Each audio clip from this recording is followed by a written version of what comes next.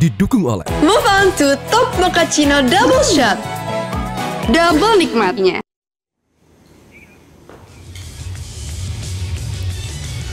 Selamat malam pemirsa. Sebagai negara eksportir batubara terbesar di dunia, ekspor batubara Indonesia dalam 5 bulan pertama tahun ini turun sekitar 12% dibandingkan periode yang sama tahun lalu, menjadi sekitar 187 juta metrik ton, level terendah sejak tahun 2022. Penurunan ini disebabkan berkurangnya pembelian batubara Indonesia oleh China yang membeli batubara berkalori tinggi dari Rusia dan Mongolia, dan India yang membeli batubara berkalori tinggi dari Afrika Selatan, Kazakhstan, dan beberapa negara Afrika lainnya. Meski penurunan ini masih relatif kecil dan pendapatan negara masih tinggi, produsen dan pemerintah Indonesia harus bersiap untuk mengantisipasi berkurangnya ekspor batubara nasional. Pemirsa, bersama saya Leonard Samosir, inilah Top Ekonomi agar batubara terus membara. Penurunan harga batubara global berakibat semakin kompetitifnya harga batubara kalori tinggi dengan batubara kalori rendah. Dari segi pemanfaatannya, batubara dengan nilai kalori lebih tinggi akan menghasilkan lebih banyak energi untuk setiap dolar yang dibelanjakan.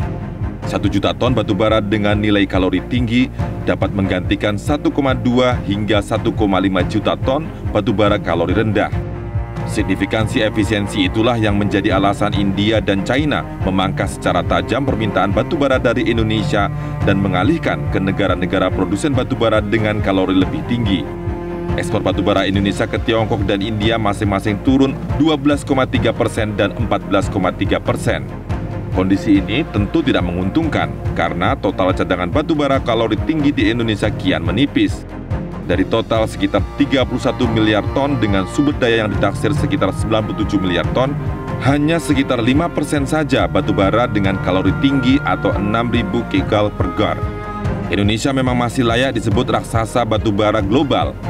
Kementerian Energi dan Sumber Daya Mineral (ESDM) mencatat produksi batubara Indonesia sepanjang Januari hingga Maret 2025 atau kuartal 1 2025 mencapai 171 juta ton dengan ekspor mencapai 123 juta ton. Namun, sebagai pemilik cadangan batubara terbesar ke-7 di dunia, Indonesia harus waspada. Tren negara importir batubara seperti India dan China bisa saja menjalar ke negara-negara importir yang lain. Diperlukan strategi jitu untuk menjaga agar batubara Indonesia tetap membara. Upaya eksplorasi yang efektif dan perubahan paradigma pemanfaatan batubara dengan kalori tertentu pun juga harus menjadi fokus utama, dimulai dari pemenuhan kebutuhan dalam negeri terlebih dahulu. Dan pemirsa, malam ini telah hadir bersama saya di Studio 1 Metro TV 3 orang narasumber, 2 orang hadir secara fisik dan 1 orang melalui sambungan telekonferensi. Yang pertama di sebelah kiri saya adalah Ketua Indonesian Mining and Energy Forum, Singgih Widakdo. Pak Singgih, selamat malam. Selamat malam. Terima kasih telah hadir. Ya. Kemudian juga telah hadir bersama kita Direktur Eksekutif Indonesia Mining Association atau IMA, Hendra Sinadia. Pak Hendra, selamat malam. Selamat malam, Mas Leo. Dan juga telah hadir bersama kita lewat sambungan telekonferensi Direktur Eksekutif Asosiasi Jasa Pertambangan Indonesia atau ASPINDO, Bambang Cahyono. Pak Bambang, selamat malam. Selamat malam, Pak Leo. Baik, Pak Bambang, nanti kita akan berbincang dengan Anda. Saya ingin bertanya dulu ke Pak Singgih. Pak Singgih, memang betul bahwa produksi Indonesia masih tinggi, lalu juga penurunan ekspor Indonesia ke China dan India itu 5 bulan pertama tahun ini baru sekitar 10-12%. Pertanyaannya adalah apakah memang semata-mata karena lebih menguntungkan untuk 2 negara itu membeli batubara kalori tinggi dari negara lain atau ada sebab lain? Salah satunya ya, Mas Leo. Jelas bahwa kita sebenarnya satu target pemerintah untuk produksi di tahun 2025 adalah 735 juta ton. Kan kita tahu bahwa di tahun 2024 Kita target 710 dan kita terbukti 836 juta. Lebih tinggi? Ya, lebih tinggi. Tapi kondisi saat ini kita tahu bahwa Cina itu menghadapi satu tekanan. Kita lihat Purchasing Manufacture Index, PMI Index itu terkontraksi kan, dari 50,4 menjadi 49,5. Artinya industrinya melemah? Melemah, demandnya melemah. Kalau kita lihat pemakaian di 8 pantai ya, di area Cina, itu rata-rata biasanya per hari 1,9 juta ton, hanya 1,72 juta ton. Batubara ya? Batubara dan stok meningkat rata-rata 33 juta ton. Dan ini satu hal lain adalah bahwa Cina juga ingin meningkatkan produksi batubara. Kita tahu meningkat terus, bahkan awalnya cuma 260, sekarang mungkin sekitar 360, bahkan sampai 400 juta per bulan. Sehingga target Cina memang sekitar 4,3 juta. Nah, yang ketiga adalah satu, memang dengan kondisi yang tinggi tentunya dia ingin mengefisiensikan energi. Dia membeli energi batubara lebih baik untuk kualitas medium atau high rank. Makanya ini indikasinya terlihat apa? Rusia naik. Naik bahkan 22%. Dari 3 juta menjadi 6 jutaan. Karena produksi batubara Rusia yang high kalori itu tinggi dibandingkan Indonesia. Yang dipakai Cina. Ya, dan harga ada diskonted dari Rusia. Sehingga naik 62. Indonesia turun bahkan dari 16 menjadi 12 juta. Australia naik sekitar 6%. Nah, sehingga kita melihat ada keinginan dari Cina untuk membeli batubara kualitas tinggi.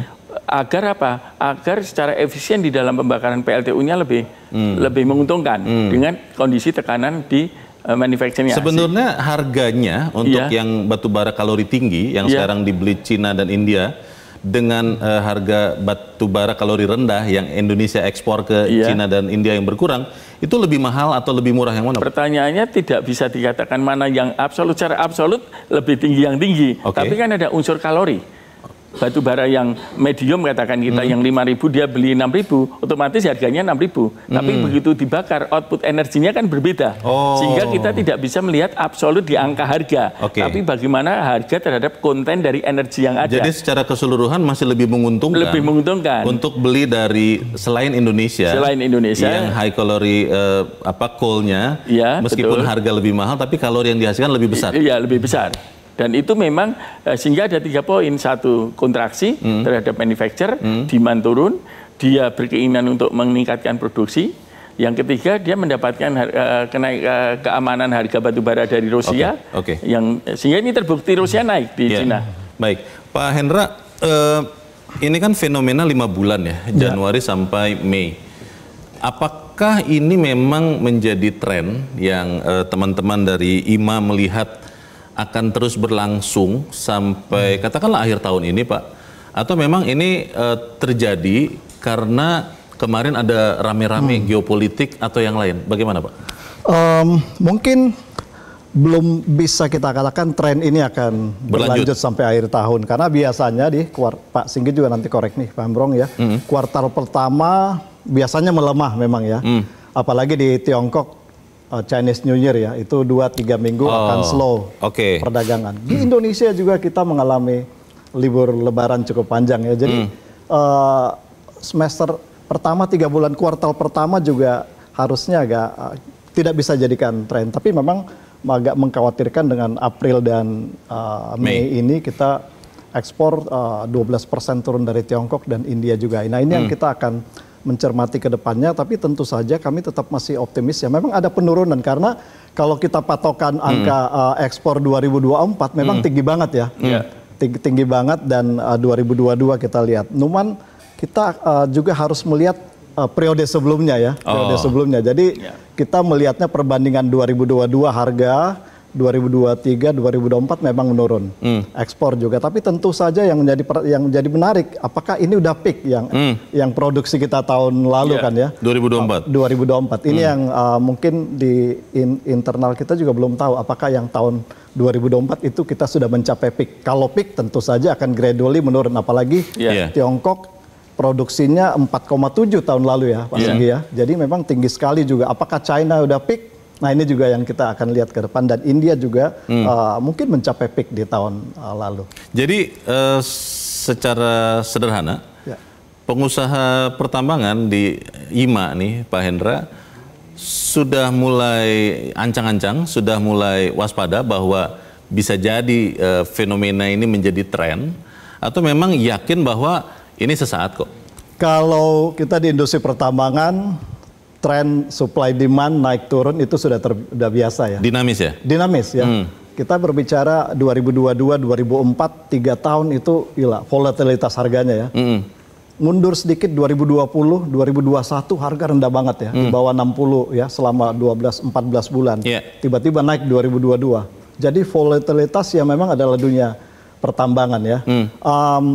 Jadi kami masih melihat bahwa masih ada window, apalagi juga di Tiongkok masih dipengaruhi global ekonomi dan juga Rusia dan Mongolia juga ya. Global ekonomi maksudnya sedang melemah ini ya, melambat. Sedang melemah secara global. Ya. Tapi kan kalau kita lihat kan demand dari Tiongkok dan batubara Indonesia itu banyak untuk industri stainless steel di Tiongkok ya.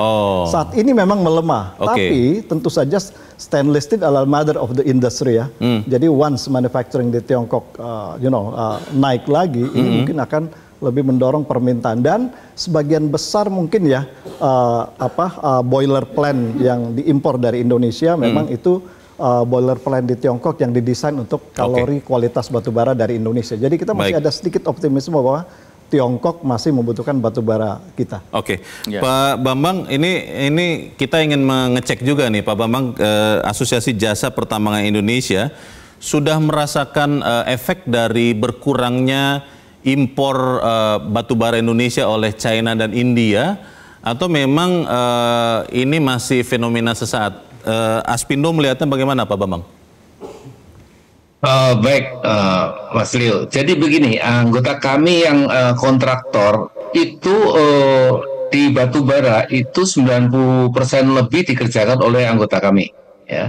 Jadi yang pemilik tambangnya itu ya menyerahkan pekerjaannya itu full ke anggota kami, sehingga impact-nya pasti kalau ada fluktuasi pasti kita merasakan, baik merasakan mungkin di harga nanti negosiasi pengen turun gitu ya pemilik tambangnya, volume kalau turun itu juga imbasnya luar biasa ke kami. Tetapi kami sudah pengalaman bertahun-tahun.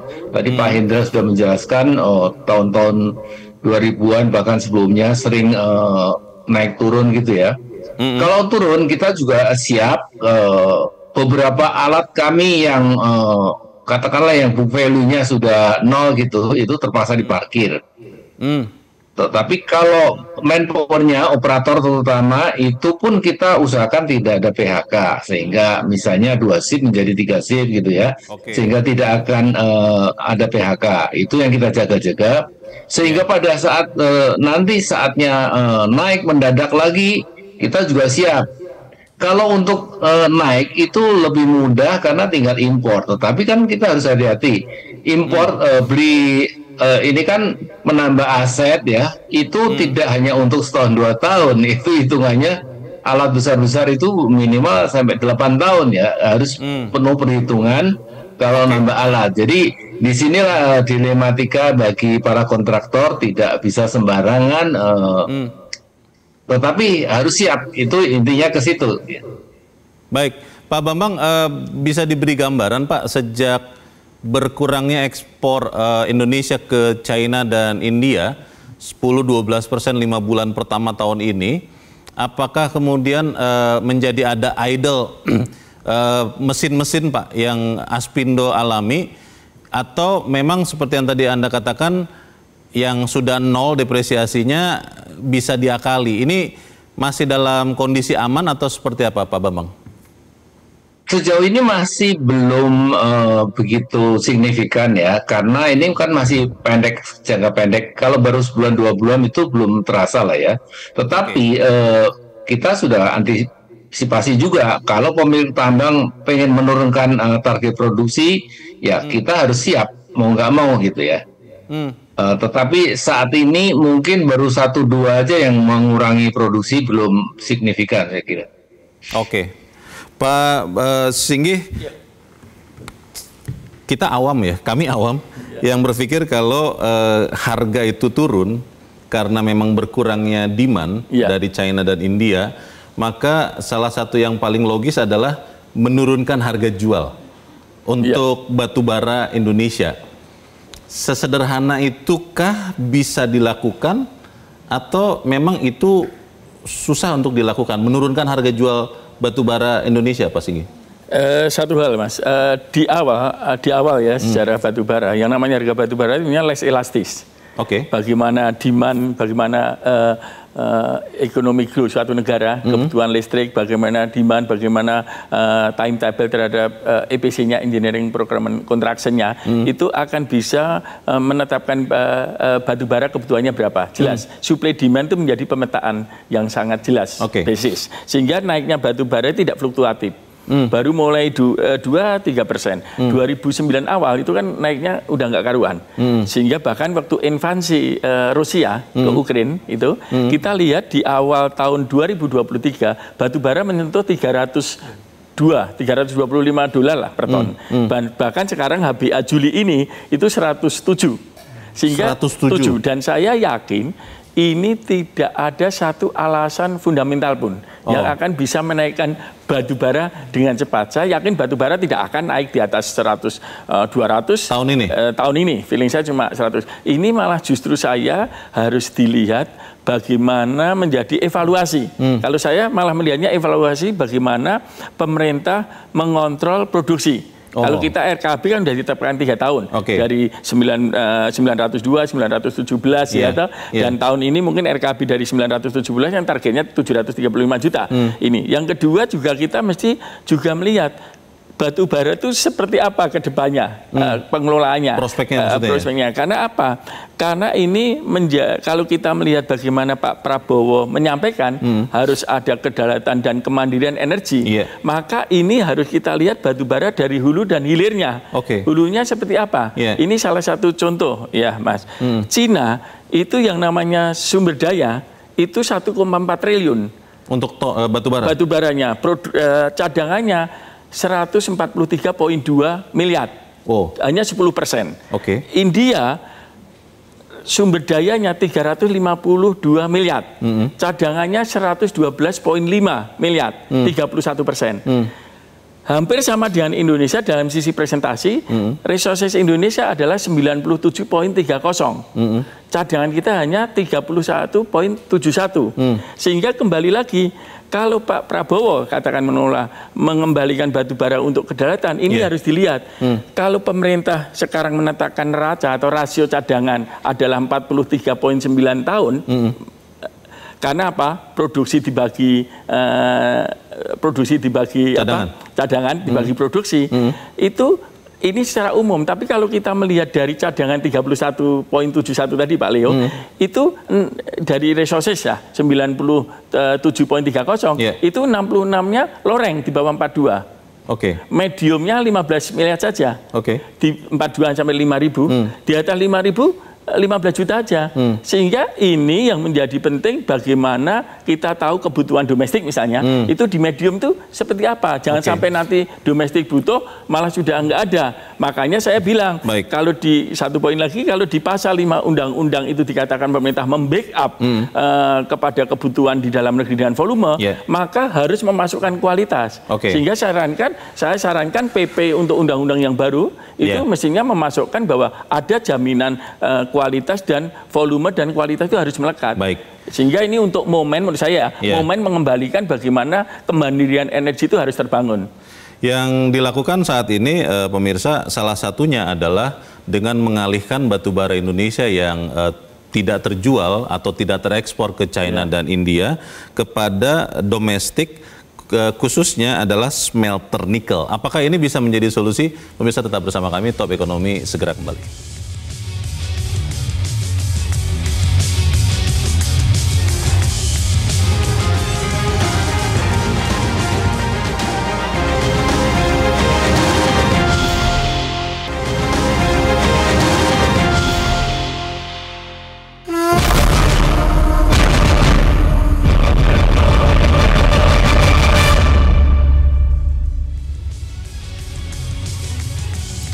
Terima kasih Anda masih bersama kami di Top Ekonomi.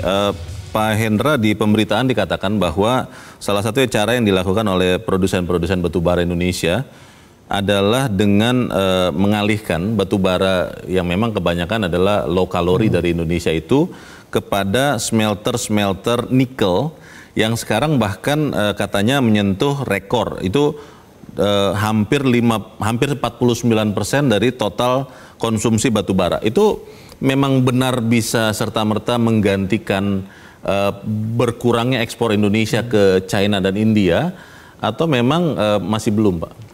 Iya, pertama-tama yang menarik bahwa Indonesia ini diberkahi oleh sumber daya alam ya. Betul. Di era transisi energi, kebutuhan akan komoditas mineral ini sangat meningkat ya. Nikel, tembaga, timah, dan lain-lain. Kita punya hampir semuanya. Yeah. Dan untuk mengembangkan, mengolah itu diperlukan energi yang sangat tinggi ya. Energy intensity. Sebagian besar dari capex untuk smelter itu adalah energi. Nah, kita diberkahi karena kita punya batu bara, sumber energi primer yang paling murah. Oleh karena itu memang harga jual produk olahan nikel kita bersaing ya, yang meningkatkan itu yang disebut nilai tambah dari hilirisasi. Nah, sebenarnya kalau kata mengalihkan justru mungkin kurang tepat ya. Yang tepat karena memang pasarnya lagi tinggi, Mas. Untuk smelter itu? Iya, kan kita lihat dalam 5 tahun terakhir, growth untuk konsumsi domestik kelistrikan itu tadinya perbandingannya kurang lebih 5 tahun sebelumnya 80% kelistrikan ya, 20% non kelistrikan ya. Non kelistrikan itu ada pupuk, ada semen ya, semen, pupuk, petrokimia, smelter masih dikit. Nah di 5 tahun terakhir ini growth untuk konsumsi domestik itu kira-kira sekarang perbandingannya 35 atau 60-40%. Nah itu growth terbesar itu adalah dari industri pengolahan smelter. Jadi memang pasarnya sangat meningkat. Namun untuk menggantikan ya ekspor, pasar ekspor ini masih jauh ya, masih sangat jauh. Jadi bukan mengalihkan, tapi memang prospektif pasarnya di situ. Apalagi industri pengolahan terus berkembang. Belum bauksit ya yang dalam in the pipeline. Jadi kita punya optimisme dari pasar domestik khususnya untuk industri smelter. Bagus. Pak Singgi, ini kita ingin juga edukasi sedikit ya Pak, karena saya yakin tidak banyak yang mengerti low kalori, medium kalori, dan high kalori itu seperti apa. Produksi batubara Indonesia paling banyak itu yang low kalori atau yang high kalori, Pak? Antara low dan medium. Low dan medium. High-nya kan sedikit, Mas. Nah, apakah ada teknologi yang bisa dipakai untuk kemudian, ini logika awam ya Pak? Low dan medium ini di-upgrade menjadi high kalori. Ada atau tidak? Ada teknologi, tapi tidak sesederhana itu. Sehingga kalau teknologi, ini kan given sebenarnya. Nah, kalau dulu ada istilah batubara saintifik ya, ada bituminous, antraris, subbituminous itu loh. Sekarang kan hampir semua batubara bisa dipakai. Tinggal bagaimana desain boilernya kan. Pertanyaan, kalau itu low, dia given low, dia bisa jadi dia di upgrading, misalnya dikurangi moisture-nya dengan drying, dia bisa, tapi meningkatnya nggak ekstrim. Dan bahkan dia apakah dia harus di briquette? Kalau dia nggak di briquette, dia di deliver bisa jadi absorpsi air lagi dia moisture-nya. Biaya untuk mengupgrade itu membuat lebih mahal atau bagaimana? Upgrade lebih mudah dilakukan kalau batu baranya langsung dipakai di power plant bisa jadi. Tapi kalau dia diekspor melalui proses logistik, dia mesti dibawa angkut tungkang, dia di stockpile, dia di loading lagi di kapal, bisa jadi dia absorpsi air lagi. Sehingga tidak ada satu aktivitas perusahaan untuk melakukan upgrading, jadi untuk menaikkan, seolah-olah ya given aja kita jual. Secara sederhana bisa dikatakan bahwa ketika Indonesia mayoritas adalah low kalori, ya memang susah untuk kemudian di-upgrade jadi high kalori supaya dibeli China dan India. Kecuali dengan proses lain, misalnya pemerintah mencoba untuk melakukan demethylator, gasifikasi, bisa jadi. Cuma masalahnya sekarang berhitung bagaimana keekonomian. Apalagi pemerintah berkeinginan untuk melakukan subsidi terhadap impor LPG. Dan dulu target sampai 2030 kan 4,2 juta ton, sampai 2036 7,2 juta ton yang mau disubstitusi dari DME. Nah, tinggal pertanyaannya bagaimana berhitung terhadap keekonomian tersebut. Sehingga menurut saya ya kita hadapi ini sebagai momen untuk memperhatikan bahwa kembali lagi ya, bahwa yang namanya mengelola batu bara mesti dengan visi panjang. Kita ingat Cina tahun 91, itu Cina eksportir terbesar batu bara dunia. Tapi begitu dia melihat substitusi impor minyaknya, dia merubah menjadi negara eksportir ke importer. India sejak awal dia sudah menyampaikan bahwa coal resources for power plant development, walaupun dia melelang wilayah, tidak ada ekspor, hanya dipakai untuk di dalam negeri. Domestik saja. Nah, sehingga menurut saya fenomena saat ini itu menjadi koreksi bagaimana kita mengelola. Kalau kembali ke pasar tadi, tidak mudah. Karena apa? Cina turun hampir 10 juta selama 4 bulan ini. Impornya ya? Ya, impornya. Ekspor kita ke Cina. India hampir 5 juta, 15. Kita mau ganti mana? ASEAN paling nambah 2 juta. Asia Selatan 1 something. Jadi paling pasar yang lain di luar Cina, Asia Selatan, Asia Timur dan ASEAN itu paling nambah hanya 5 jutaan dan kita udah kehilangan 15 juta. Sehingga menurut saya ini menjadi momen bagaimana kita mencoba melakukan mengevaluasi bagaimana produksi ke depan. Dan mesti itu yang paling penting menurut saya, Pak Leo. Kami sebenarnya berusaha mengundang pemerintah, dalam hal ini Dirjen Minerba dan juga Kepala Badan Geologi, tetapi tidak bisa hadir. Saya ingin ke Pak Bambang. Pak Bambang, kalau melihat alternatif pasar, tadi Pak Singgi katakan tidak semudah itu. Tapi untuk klien-klien Aspindo, Pak Bambang, apakah memang sudah mulai ada yang diversifikasi tujuan ekspornya atau belum ada, Pak Bambang? Beberapa kan sudah mulai, ya seperti yang didesak oleh pemerintah, hilirisasi batubara. Tetapi apapun hilirisasi itu, hasilnya itu semuanya high cost ya. Jadi selalu kalah dengan produk yang dari bahan lain gitu. Tetapi kita sebagai, biarpun ini kontraktor ya, tapi ada beberapa anggota kami yang sudah dari dulu melakukan uji coba. Nah, termasuk yang tadi sudah disinggung oleh Pak Singgi. Saya pribadi itu beberapa tahun yang lalu ya, mulai dari ini datanya sendiri itu saya sering memberi feedback ke ESDM ya. Yang selalu ditampilkan dalam setiap presentasi adalah cadangan batubara Indonesia itu sekian miliar ton. Kemudian kalau produksi sekian juta, jadi akan habis sekian tahun. Sudah, titik, hanya begitu saja. Ini menurut saya nggak benar, karena tadi sudah disebutkan oleh Pak Indra dan Pak Singgi, batu bara itu kalorinya kan macam-macam ya, penggunaannya juga beda-beda. Kalau dicampur aduk, nanti akan mislead dan bisa lolos. Sebagai contoh begini, PLN itu menggunakan batu bara rata-rata yang 4 ribuan ya, kecuali 1-2 yang pakai 5 ribuan. Itu berarti low kalori ya, Pak Bambang? Dihitung-hitung. Oh, medium ya? Iya, termasuk low. Relatif. Tetapi itu cadangannya mungkin correct me Pak Singgi ya, itu hanya paling-paling katakanlah 20 tahun gitu ya. Setelah itu pakai apa? Nah, untuk itu kami juga, saya pribadi sudah bertahun-tahun riset dan melakukan uji coba ini coal upgrading tadi yang disinggung oleh Pak Singgi. Coal upgrading itu berapa costnya? Yang paling ideal adalah yang kurang laku dan tidak laku lah, kecuali mungkin India yang sering beli yang kalori 3.000 ya, untuk di blending aja, untuk dicampur. Itu di upgrade. Nah, tinggal caranya upgrade nih untuk diapakan. Tadi udah disinggung Pak Singgi. Kalau hanya dipanaskan, buang airnya, asal deket dengan tujuannya PLTU, murah sekali. Hanya $2-3 ongkosnya. Tetapi kalau dibiarkan terbuka kena hujan ya balik lagi seperti semula gitu. Untuk itu harus di briquette. Cost briquette berapa?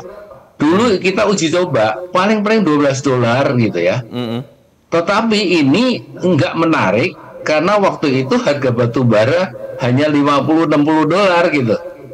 Tapi kalau sekarang $100 sebetulnya masih menarik untuk di briquette. Hanya briquette itu tidak mungkin big scale.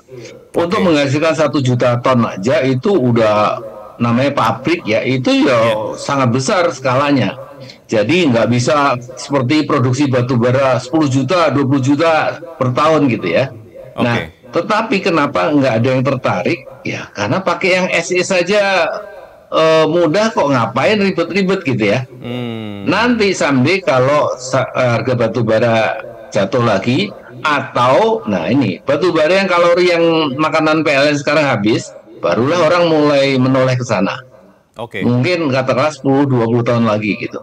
Baik, Pak Bambang, Pak Singgi dan Pak Hendra, ada beberapa hal yang disebut-sebut juga diharapkan mulai berubah dengan kondisi terakhir. Salah satunya katanya adalah bagaimana ketika menjual batu bara, devisa hasil ekspor itu bisa lebih fleksibel. Seperti apa itu? Tetaplah bersama kami, Top Ekonomi segera kembali.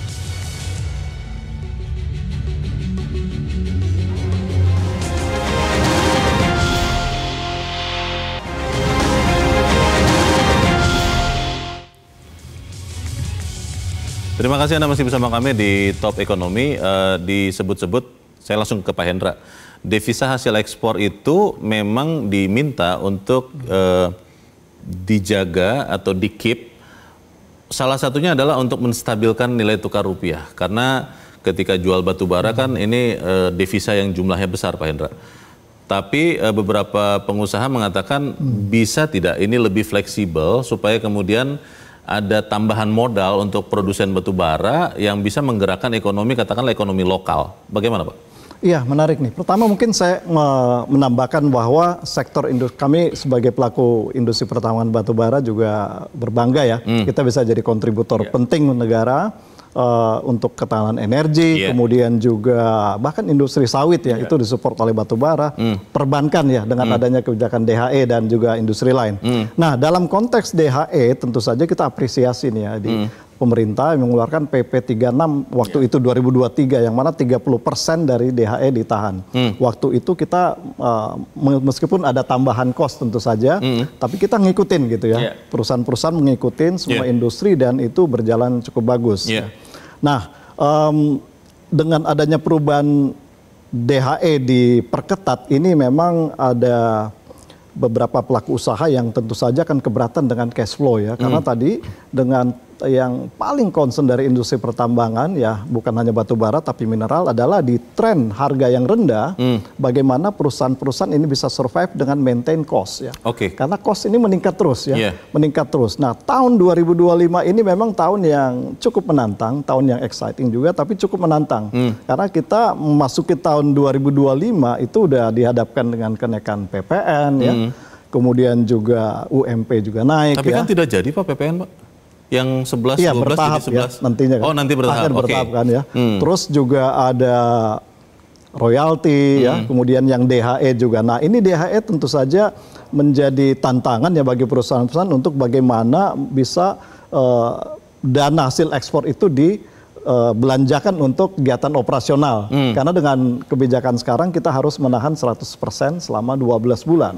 Nah dengan situasi perekonomian yang sedang melambat, tentu saja relaksasi DHE ini bisa jadi pertimbangan bagi pemerintah ya. Karena dengan direlaksasi adanya fleksibilitas tentunya dengan batasan-batasan tertentu ya dan untuk menjaga cadangan negara ini dapat ya kami yakinin dapat menstimulasi ya perusahaan perekonomian di daerah karena belanja dari perusahaan itu ke program pemberdayaan masyarakat, program-program CSR misalnya atau juga belanja modal ya, investasi ini bisa berputar. Kalau misalnya berubah Pak Hendra, yang DHE tadi Bapak katakan 100% ditahan dalam 12 bulan, yang cukup fleksibel itu berapa lama dan berapa banyak begitu? Nah ini kira-kira lah ya, ini kan tentunya ini kita perlu cari keseimbangan ya. Di satu sisi kita juga tentu negara membutuhkan ketahanan devisa.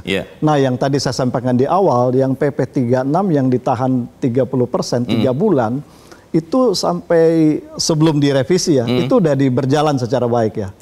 Berjalan saya. Meskipun jadi, itu juga menambah beban biaya bunga, tapi sudah berjalan dengan mungkin baik. Bisa dikembalikan ke 30%. Saya kira itu aspirasinya dan negara juga tentu tidak dirugikan. Baik. Pak Singgi, harga batu bara acuan HBA itu kan dipatok ya. Dan saya tidak tahu apakah sedinamis misalnya harga hortikultura di pasar kita, tentunya tidak. Nah pertanyaannya dengan kondisi sekarang ketika ekspor Indonesia ke China dan India turun 10-12% 5 bulan pertama, harga batu bara acuan yang sekarang diberlakukan itu masih menarik untuk kemudian orang beli dari Indonesia Atau seperti apa Pak Singgi? Ini bagaimana tinggal dua sisi. Sisi pemerintah menarik karena pemerintah itu kan batu bara masih digerakkan sebagai fenomena untuk mendapatkan revenue kan. Ya kan itu masih sebagai komoditas. Betul. Tentunya memandang komoditas dengan royalti atau HBA sekarang pemerintah diuntungkan. Memang ada target kan dari ESDM. Tapi di sisi lain saya setuju Pak Indra. Karena berarti kalau ada dengan apakah pertanyaan Pak Elo, apakah harga ini akhirnya wajar dengan kondisi penurunan saat ini? Apakah royalti wajar? Apakah harus diturunkan misalnya gitu Pak? Ini kita harus melihatnya satu bahwa ada hulu hilir. Hilir kan lihat pasar demikian terbuka. Kan nggak mungkin kita menyentuh pasar kan. Cina ini terbuka itu keputusan mereka. Tidak bisa kita pengaruhi ya? Tidak pengaruhi lah.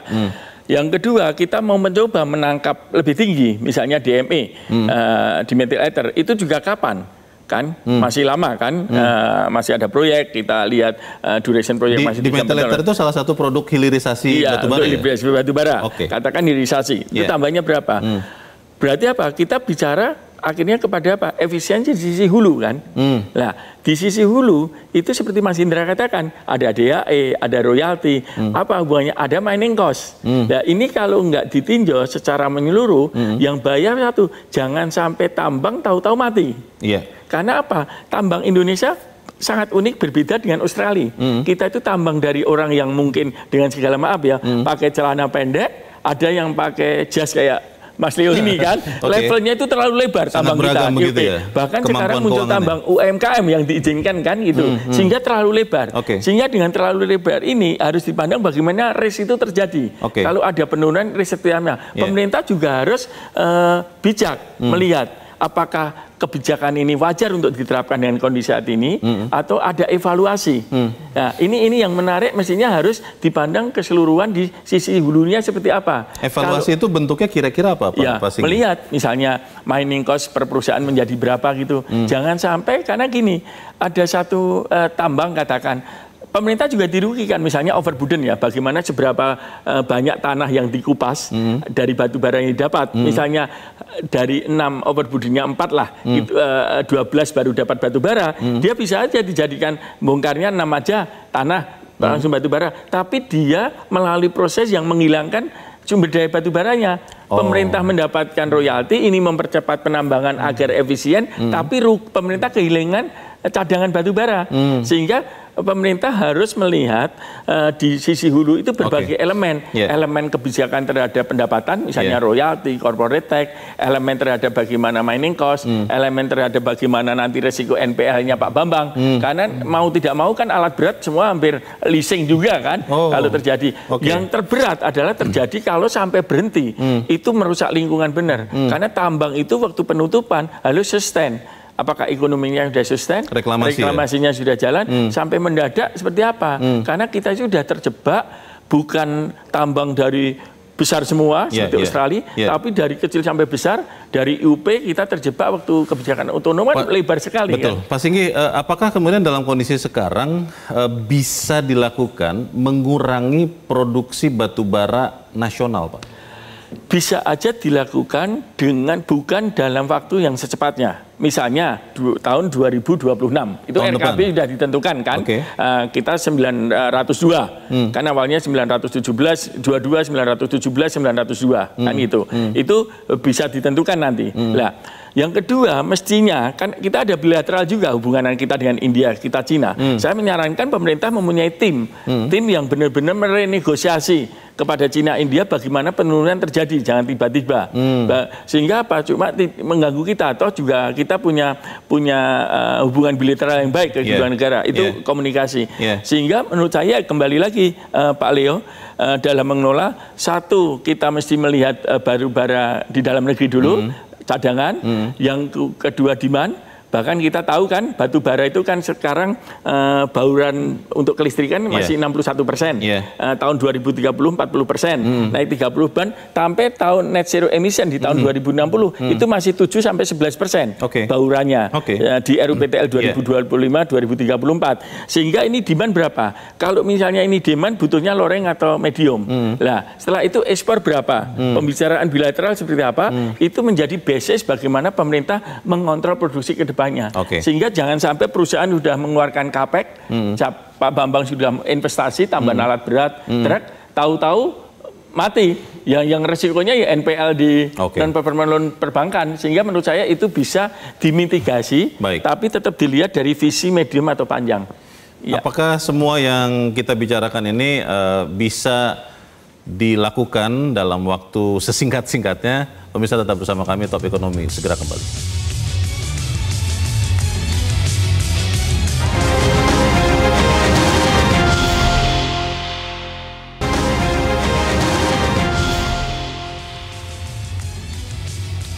Terima kasih pemirsa, Anda masih bersama kami dan kita ada di bagian akhir diskusi kita malam ini. Saya ingin ke Pak Bambang. Pak Bambang, untuk kemudian bisa mempertahankan bisnis, terutama Aspindo, Pak. Kalau tren pengurangan impor dari Indonesia ini terus terjadi, apa Pak yang harus segera dilakukan baik pemerintah maupun juga pengusaha batu baranya, Pak Bambang? Ya, memang tadi memang mudah kelihatannya ya. Saya juga baca itu ada komentar dari pihak pemerintah, cari alternatif lain, cari market lain di Asia atau Asia Tenggara lah ya. Tetapi nggak semudah itu. Apakah semua orang begitu mudah menaikkan volume pemakaian batu bara ya? Tetapi yang saya anggota kami yang harus siap-siap, tadi saya udah singgung di depan ya. Kalau penurunan produksi batu baranya itu ya tanpa otomatis tanah yang dibuang juga ikut turun ya secara umum. Tetapi ada beberapa pemilik tambang yang punya pola pikir lain ini. Kalau harganya yang turun, itu yang dikurangi adalah tanah yang dibuang. Tadi udah disinggung oleh Pak Singgi. Kalau stripping ratio-nya turun, itu jangka panjang kalau diterus-teruskan itu sama aja membuang batu bara di dalam tanah ya, tidak akan terangkat nantinya. Karena kalau untuk angkat itu tanah yang dibuang akan jauh lebih besar dan itu polusi yang salah sebetulnya. Tetapi ya yang harus sebagai kontraktor kita kan tinggal ikut gitu. Yang harus dilakukan pemerintah apa Pak Bambang terkait hal ini? Kalau pemerintah ya memang harusnya membuat polusi dari sisi menurunkan cost tadi yang sudah disinggung oleh Pak Hendra ya, tanpa banyak mengurangi pendapatan pemerintah tentu saja. Tadi juga DHE sudah disinggung. Saya pernah nanya ke orang bank BUMN ya, kalau 1 tahun ditahan 100%, butuh uang gimana? Bisa ambil, bisa pinjem. Nah, kalau bisa pinjem, itu kan ada cost. Nah, kecuali interestnya nggak ada gitu ya. Tapi kalau banknya mau begitu ya welcome aja mestinya loh. Nah, itu salah satu solusi ya. Jangan sampai ada beban karena paling nggak di depan mata itu begitu mau shipment aja harus sudah bayar royalti sekian persen. Itu harus bayar kontraktor. Ya, dimintakan oleh Aspindo. Terima kasih Pak Bambang untuk masukan-masukan dari Anda. Pak Hendra, apa Pak yang diharapkan bisa segera dilakukan dalam waktu dekat untuk menopang produsen batubara nasional? Oke, tadi yang menarik disampaikan Mas Singgi mengenai diplomasi juga penting ya. Saya tertarik dengan, kita kan gabung forum multilateral BRICS ya. Di situ ada China, India, Rusia, South Africa ya, 4 eksportir besar ya. Iya, meskipun itu forum itu mungkin nggak khusus membahas energi, tapi mungkin bisa dijadikan salah satu forum. Nah, kemudian jadi diplomasi juga perlu dilakukan. Nah, menyambung Pak Bambang tadi, pemerintah perlu memperhatikan kos bagi penambang lokal ya. Dengan ada kebijakan tadi udah disinggung DHN. Satu lagi mungkin yang B40 biodiesel nih, ini yang membebani juga pelaku usaha yang perlu dikaji lagi oleh pemerintah. Maksudnya seperti apa Pak? Jadi tidak usah B40 atau bagaimana? Tetap sih ada B, kita kan udah laksanakan ya dari B10, B35, B40, namun yang menjadi kendala karena subsidi untuk B40 kan untuk non public service obligation itu dicabut. Nah ini cost-nya bertambah. Jadi kita mau support ya upaya untuk dekarbonisasi, mengurangi emisi, namun tentunya ada keseimbangan ya. Pemerintah juga tidak dirugikan, industri sawit juga bisa terbantu, tapi juga pelaku usaha batubara bisa survive karena kita harus berinvestasi untuk transisi energi membutuhkan cost, sementara fundingnya makin sulit. Jadi cost regulasi perlu ditata kembali. Terima kasih Pak Hendra. Pak Singgih, singkat saja Pak. Tadi sudah banyak yang disampaikan. Komunikasi ini yang kita pikirkan ini sudah tersampaikan kepada pemerintah atau seperti apa? Menurut saya sudah ya, tapi yang penting menurut saya kondisi saat ini menjadi momen untuk memperbaiki permohonannya batubara di wilayah jangka panjang. Kita sudah terjebak bahwa pelaku usaha itu hampir 811 lah IUP. Nah, sehingga apa? Sehingga kita melihat pelaku juga harus aman, namanya juga investor ya, tidak aman. Tapi bagaimana domestik harus jalan? Karena apa? Saya melihat karena batubara itu kan untuk kesejahteraan. Mestinya yang harus dilihat adalah satu, kita melihat bagaimana kondisi dalam negeri. Ingat Pak Leo, bahwa kita walaupun udah ada net zero emission di 2060, itu bahwa di dalam RUPTL 2005 sampai 34 itu malah justru ada tambahan juga 6,3 gigawatt.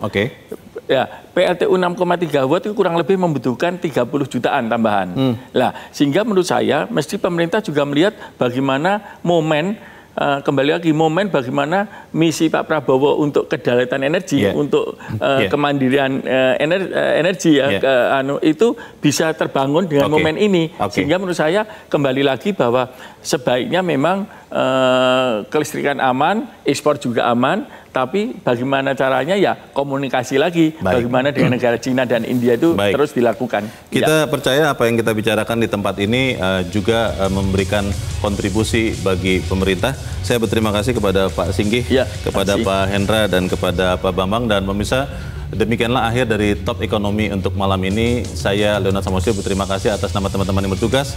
Selamat malam, sampai jumpa.